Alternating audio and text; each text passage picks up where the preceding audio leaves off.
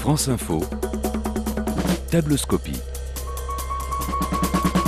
Aujourd'hui, direction le musée d'Orsay pour l'exposition Masculin-Masculin qui entend retracer l'art de la nudité masculine. C'est sa vision la plus moderne et controversée que vous allez découvrir en compagnie de Corinne, Jean-Pierre, Anne, Sarah.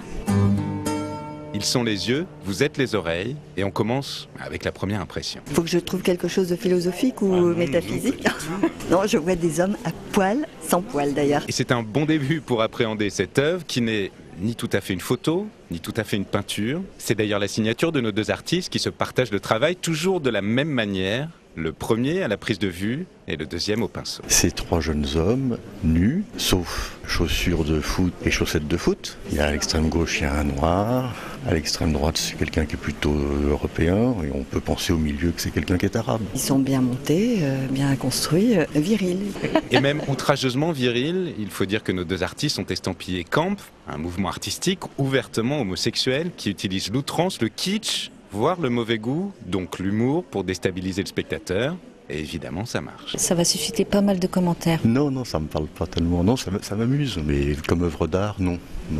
C'est assez rigolo, je trouve, de voir comme en fait il y a beaucoup de gens qui sont pas à l'aise dans cette exposition. Ça prouve qu'il est temps de faire ce genre de choses. Avoir des nanas toutes nues pour vendre du café, c'est pas grave. Mais des messieurs, c'est pas pareil. Non, toujours pas. Et pour la petite histoire, la même exposition était à Vienne il y a quelques mois. Notre œuvre en était l'affiche. Et après de multiples plaintes, le Léopold Museum a été contraint de la barrer d'un bandeau pour cacher ses sexes que les Viennois ne sauraient voir. En France, l'affiche est différente et l'œuvre a une résonance particulière. Pour moi, c'est un pied de nez à toute la situation actuelle française qui est assez hypocrite. C'est le thème de la France multicolore. On aimerait que ce soit comme ça, on aimerait y croire. J'aimerais y croire. Ce serait peut-être plus joyeux le foot en fait s'il jouait à poil.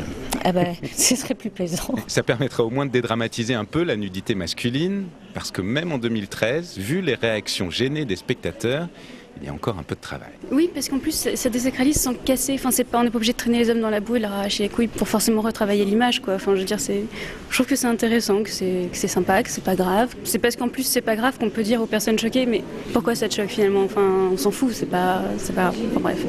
Ça va être intéressant ce que vous allez faire du coup dessus, je pense.